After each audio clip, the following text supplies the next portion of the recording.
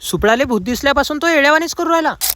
सकाळी आपली स्प्लेंडर घेऊन वावरात चाललो होतो. रस्त्यानं मला सुपळाचं ट्रॅक्टर दिसलं. मग सुपळाले म्हटलं गड्या रोटर मारलं असतं, आता एकदा वखर बी मारून दे. तो म्हणे मी नाही येत रे बा तुझ्या वावरात, लागलं तर मग ट्रॅक्टर घेऊन जाईन, तुला जे वाटेन ते कर. मग काय आपली स्प्लेंडर दिली त्याच्याजवळ, त्याचं ट्रॅक्टर घेतलं. पण त्याच्या ट्रॅक्टरले पंजी लावायला होती आणि आपल्याला तर वखर पाहिजे. मग सुपळाच्या मयात आलो, पंजी काढून टाकली आणि वखर लावला आणि डबल त्याचं ट्रॅक्टर घेऊन आलो सरळ आपल्या वावरात. सुपळाचा भाऊ आला, त्यानं आग बांधून दिलं आणि 2-3 उलटे मी मारतो म्हणे. त्यानं 2-3 उलटे मारले आणि चाललो म्हणे मी आता घरी. आपण लगातार 2 वेळा रोटर मारलं ना, आता तिसऱ्यांदा वखर चालू आहे. मस्त आपलं अर्ध जास्त वावर झालं आणि तेवढ्यात आद्या आला. म्हटलं उरे आद्या जोडता आपली स्प्लेंडर दिसून राहिली. आद्या म्हणे चाल आपल्याला फुकटचं खायला जायचंय. राहिला आपला वखर, ट्रॅक्टर राहू दिला वावरातच. पण आद्यासोबत घरी आलो, फटकन तयारी केली. 4-5 दलिंदर मित्र सोबत घेतले. सुपळा म्हणे मी ना तलवार घेतली सोबत, आता जर भूत दिसला की उभाच कापतो त्याले. आणि आम्ही सगळे दलिंदर मित्र एका इज्जतदार माणसाच्या गाडीत बसलो. पण आलो कशाले, फुकटचं खायला. संख्याच्या घराची वास्तू शांती होती, सगळ्या मित्रांना मिळून त्याला तलवार दिली. आता हे बिनाधारीची तलवार घेऊन पोरगा कोण्या युद्धाला जाणार आहे काय माहिती. आणि हा गडी मला भेटायला तर आला, पण बोललाच नाही. माझे सगळे दलिंदर मित्र एकाच ठिकाणी जमा झाले. पंगत उठली तरी त्याचा खाना चालूच. अरे बस झाला ना बा हो, आमच्यासाठी राहू देता की नाही काही. आणि तुम्हाला तर माहितच आहे फुकटचं आपण कुठेच सोडत नाही. मजा काय काय, संख्यानं बंगला बांधला ना. जेवण करून आम्ही घराकडे चाललो होतो, तेवढ्यात आमच्या सुपळानं एक पोरगा उचलला. टाका तरी म्हणे आले डिक्कीत घ्या आपल्यासोबत. म्हटलं अरे राहू दे ना बाबा, लढीन ना तो. आणि वापिस आम्ही आमच्या मर्सिडीज मध्ये बसून आलो गावात. आता मी तर चाललो अजून वावरात वखर मारायला. तर चला मग आजच्यासाठी एवढंच, भेटू पुढच्या व्हिडिओ.